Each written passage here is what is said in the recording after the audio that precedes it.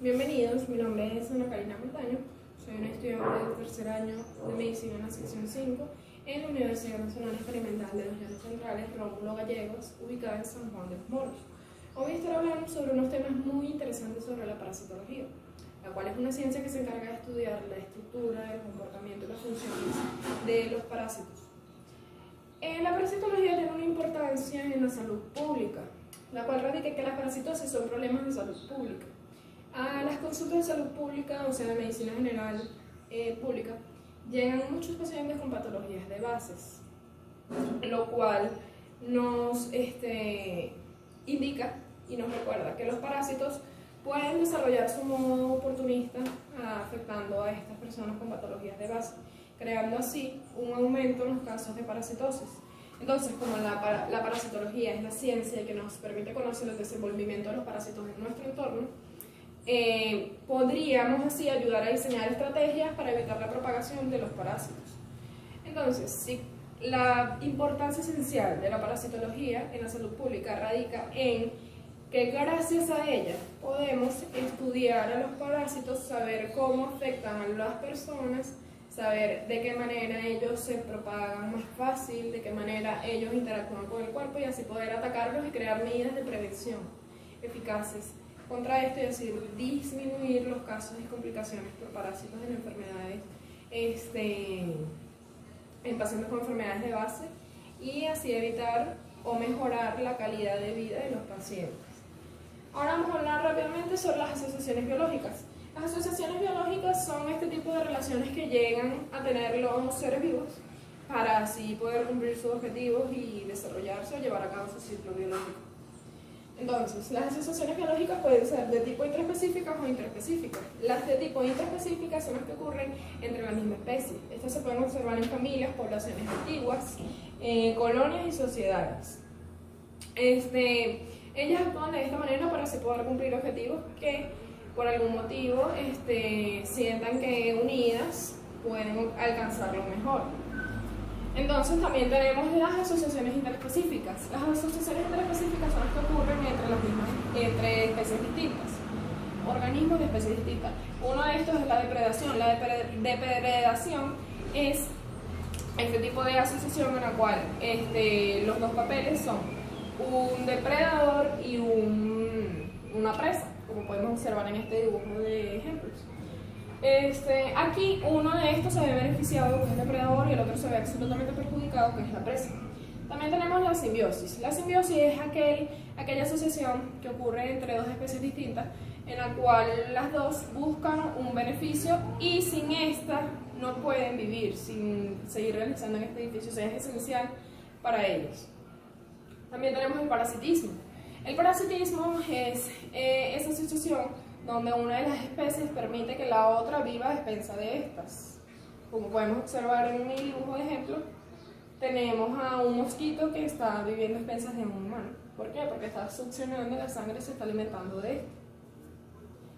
También tenemos el comensalismo. El comensalismo es donde una de las especies permite que el otro coma o se alimente de este y de la misma manera lo abandone. También tenemos el neutralismo.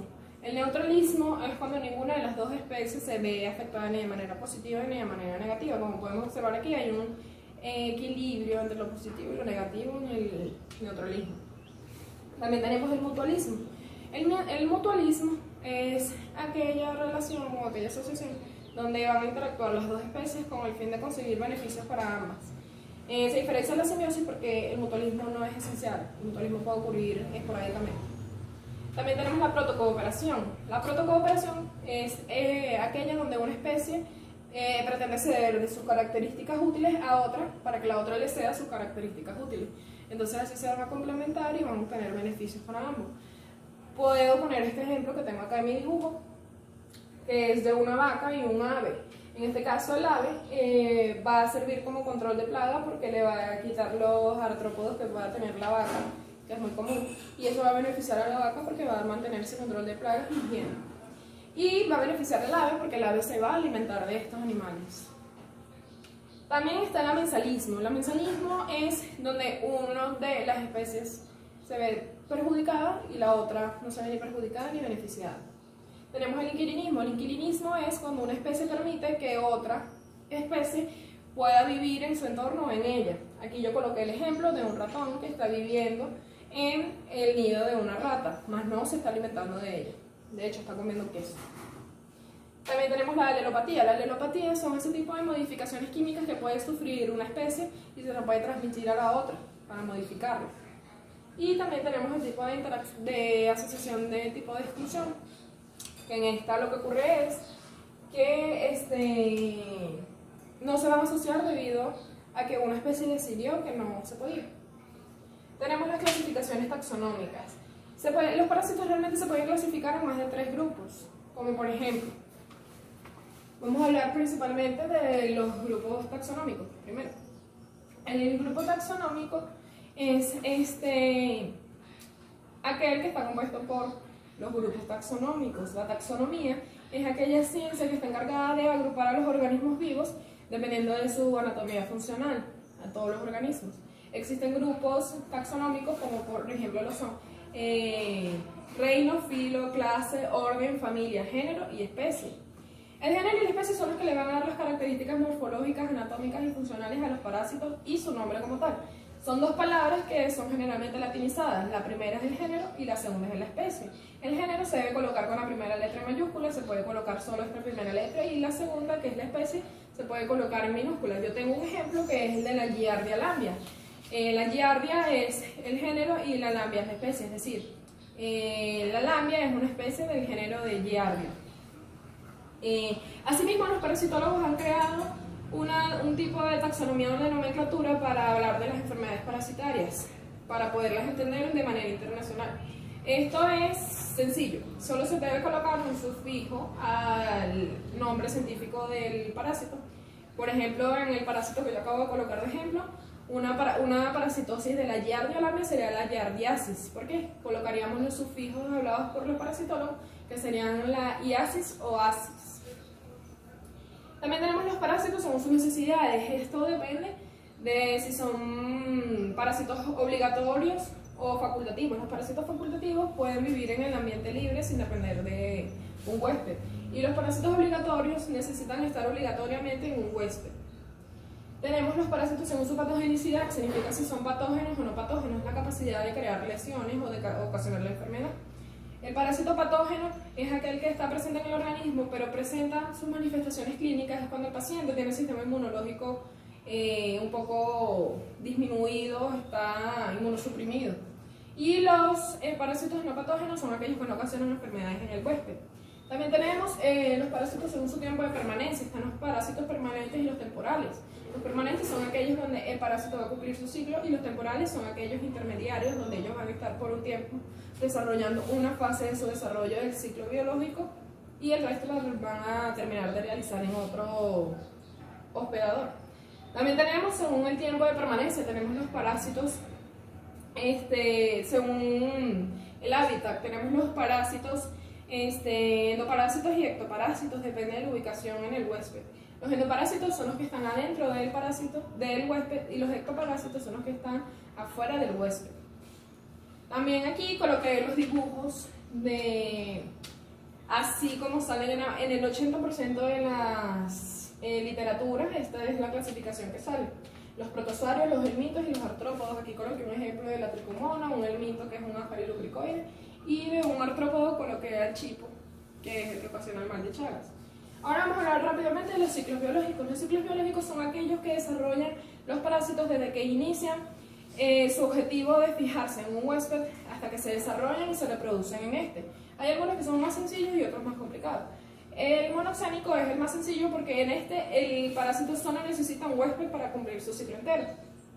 Y el heteroxénico, el parásito necesita desarrollarse en 2 o más huéspedes. Es decir, el parásito debe migrar para poder culminar su ciclo biológico. Ahora vamos a hablar de los tipos de huéspedes. El definitivo. El huésped definitivo es aquel donde el parásito va a empezar y culminar su ciclo biológico. Es el que podemos observar en los ciclos biológicos monoxénicos. También tenemos el huésped intermediario. El huésped intermediario es aquel donde el parásito va a estar cumpliendo alguna fase por algún momento específico, pero no va a estar todo su ciclo. Eso lo podemos observar en el ciclo heteroxénico. También tenemos los huéspedes de transporte. Son aquellos que no llegan a desarrollar por completo una forma de un parásito, las dejan en una forma inmadura, como por ejemplo un trofozoito o una larva inmadura. Y así van a poderla transmitir a otro huésped donde éste se sienta afín. También tenemos los huéspedes paraténicos. Los huéspedes paraténicos son aquellos que no pueden desarrollar a las larvas o a los helmintos, las dejan inmaduras también. También tenemos a los huéspedes tipo reservorio. Son aquellos que contienen en ellos los parásitos, pero no los están afectando, solo son un reservorio de parásitos. También tenemos el huésped de tipo accidental. Es aquel que no está predeterminado para alguna especie. Por ejemplo, vamos a colocar la enfermedad de Lyme de ejemplo. ¿Por qué? Porque acá el vector, el animal, es una garrapata de patas negras, la cual no está indicada que va a afectar a los humanos. Entonces lo que pasa es que la borrelia es una bacteria que entra a esta garrapata de patas negras, la cual no debería picar a los humanos, sino a los animales como perros y gatos. Pero en caso de que piquen a los humanos, ocasiona generalmente la enfermedad de Lyme por la picada de la garrapata. Ok, ahora vamos a hablar de la respuesta inmune. Algunos parásitos generan su propia respuesta inmune contra las respuestas inmunológicas del huésped. Esto quiere decir que el parásito puede modificar sus estructuras, como por ejemplo crear una especie de manta de disfraz para así como disfrazar al parásito de que la capa que tiene son tejidos propios del huésped. Entonces cuando este va a actuar su respuesta inmunológica no afecta al parásito porque lo interpretó como si era parte de este.